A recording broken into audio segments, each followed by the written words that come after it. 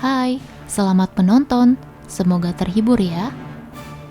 Seorang lelaki yang bekerja sebagai pembunuh bayaran diculik oleh kelompok lain. Namun, lelaki yang dipanggil Choi itu lebih profesional, sehingga kelompok penculik itu malah diberantas oleh Choi. Lalu Choi pergi ke Filipina dan melihat pertandingan tinju. Dia memperhatikan anak lelaki yang bernama Marco Han. Marco memenangkan pertandingan malam ini untuk mendapatkan uang agar bisa mengobati ibunya yang sakit. Keesokannya, Marco ke rumah panti asuhan yang dipimpin oleh Mr. Kim. Kim menampung anak-anak keturunan Filipina Korea. Namun panti asuhan itu akan segera tutup secara permanen karena kekurangan dana. Selain sibuk mencari uang, Marco juga ingin menemukan ayahnya di Korea demi operasi ibunya, dan dia meminta bantuan kepada Kim. Marco pergi ke sebuah bar dan memasang taruhan atas pertandingan sepak bola. Lalu seseorang mendekatinya dan menawari sebuah pekerjaan, yaitu mencuri perhiasan paling mahal yang ada di kota itu. Marco hanya perlu mematikan listrik dan mengalihkan perhatian security, kemudian dia akan mendapatkan komisi 10%. Tapi Marco tidak langsung menerimanya. Malam harinya, Marco mendapat informasi jika dia kalah taruhan dan sekarang dia menerima ajakan untuk membantu pencurian. Marco dibekali sebuah pistol untuk mematikan listrik toko itu.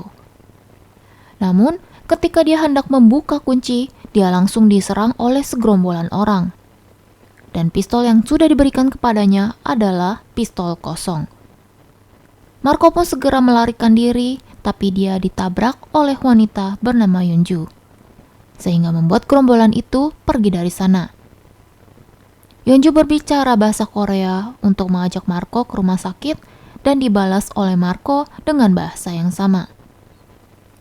Setelah hasil pemeriksaan di rumah sakit, Marco diperbolehkan untuk pulang. Kemudian Yeonju memberikan uang sebagai kompensasi, lalu Marco pun pergi. Marco mendapat informasi jika ada seseorang mencari Marco dan mengaku jika dia adalah ayahnya. Kim memberikan kartu telepon Korea agar Marco bisa menggunakannya untuk menelpon. 2 orang dari Korea mendatangi rumah Marco. Orang bernama Kang Won-suk mengaku sebagai pengacara utusan dari ayahnya. Kang memberitahu jika ayah Marco sedang sakit dan dia memberikan visa serta paspor untuk Marco agar dia bisa segera ikut ke Korea untuk menemui ayahnya. Kang juga memperkerjakan seorang wanita untuk menjaga ibunya. Marco harus ikut jika ingin mendapatkan uang operasi untuk ibunya. Di sisi lain, lelaki bernama Han Yisa, anak dari konglomerat yang mengutus pengacara Kang untuk menjemput Marco ke Korea, membaca berita buruk tentang dirinya. Namun sekretarisnya sudah bekerja sama dengan media yang bersangkutan dengan memberikan beberapa keuntungan untuk perusahaan media tersebut agar bisa menghapus semua berita buruk. Lalu Han menghampiri ayahnya yang disebut sebagai ayah dari Marco. Jadi, Han Yisa adalah kakak tertua Marco. Choi berada di dalam pesawat yang sama dengan Marco. Dia menghampiri Marco secara diam-diam. Choi mengaku jika dia adalah teman dari Marco. Marco bingung karena dia tidak mengenal Choi, tapi Choi menganggapnya teman.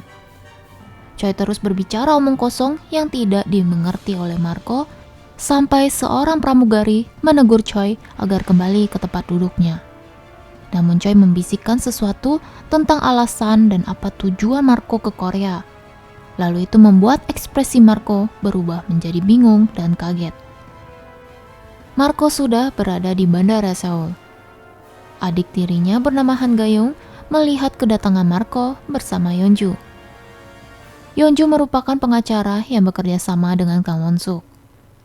Yeonju juga membunuh orang-orang yang pernah terlibat dengan Marco. Sekarang, dia bekerja di bawah perintah Gayung. Yeonju juga memberikan sebuah kotak yang diminta oleh Gayung. Besok harinya, di sebuah tempat sepi dengan lapangan yang luas, 2 orang lelaki parubaya yang sudah babak belur diikat atas perintahan. Mereka berdua adalah sekretaris Han dan pemimpin redaksi dari media yang memberitakan hal buruk tentang Han. Jadi mereka berpura-pura tidak saling mengenal, lalu bekerja sama memberi informasi untuk memperoleh keuntungan. Namun sayangnya, tindakan mereka diketahui oleh Han. Han pun tanpa belas kasih membunuh pemimpin redaksi itu, kemudian disusul dengan penembakan sang sekretaris. Beginilah sifat asli dari Direktur Han. Dia bisa bertindak kejam kepada orang yang merugikannya. Marco yang sedang dalam perjalanan diikuti oleh seseorang yang tidak lain adalah Choi.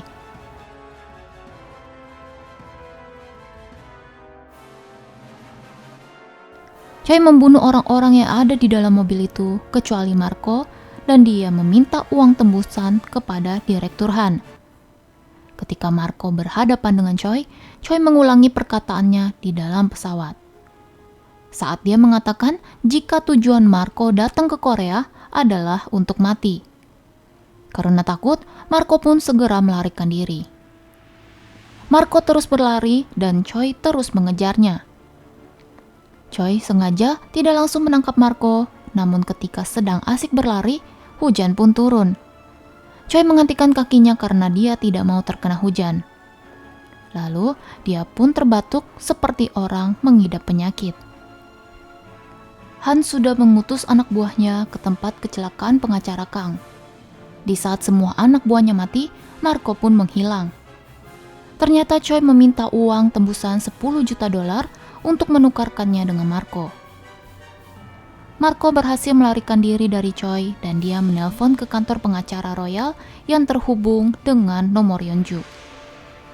Marco pun memberitahu lokasinya dan Yeonju segera menjemput Marco.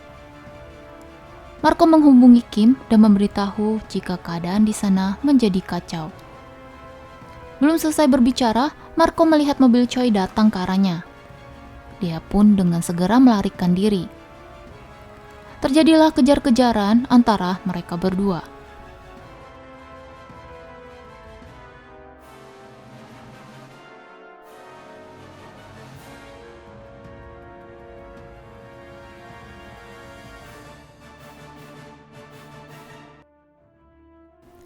Namun Yeonju datang di saat Choi hampir menangkap Marco. Di dalam perjalanan, Marco baru sadar jika dia pernah bertemu dengan Yeonju. Dia pun menanyakan apa yang sedang terjadi. Mobil Yeonju berpapasan dengan mobil Han. Yeonju memberitahu jika orang yang sekarang mengejar mereka adalah kakak laki-laki Marco. Dialah yang meminta Marco untuk datang ke Korea. Walaupun Yeonju bekerja di kantor yang sama dengan pengacara Kang, namun sekarang dia sudah berbelot dan dia tidak akan mengikuti perintahan. Anak buah Han kehilangan jejak Yeonju, namun sekarang Choi lah yang mengejar Yeonju. Yeonju memasuki sebuah hutan. Dia mulai menceritakan jika ayah Marco adalah seorang konglomerat yang mempunyai banyak universitas dan rumah sakit besar. Namun saat ini, ayahnya sedang mengidap penyakit jantung yang parah. Jika ayahnya mati, maka perusahaan besar itu akan dikuasai oleh ibu tiri Han dan adik tirinya bernama Han Gayung. Karena ibu tiri Gayung berbuat curang. Di saat ayah Marco tidak sadarkan diri, wanita itu membuat surat wasiat tanpa sepengetahuan ayahnya maupun Han Yisa. Han Yisa yang tahu pun mengamuk dan akan berbuat apapun agar ayahnya itu tidak mati dengan cara mencarikan anak di luar nikah, kemudian mengambil jantung anak itu agar ayahnya tetap hidup. Yeonju yang bekerja untuk Gayung tentu saja akan menghalangi rencana Han Yisa. Tapi Choi segera datang menggagalkan penembakan itu dan sekarang Yeonju harus menjadi korban dari Choi. Pelarian Marco berujung dengan pertemuannya dengan sang kakak laki-laki.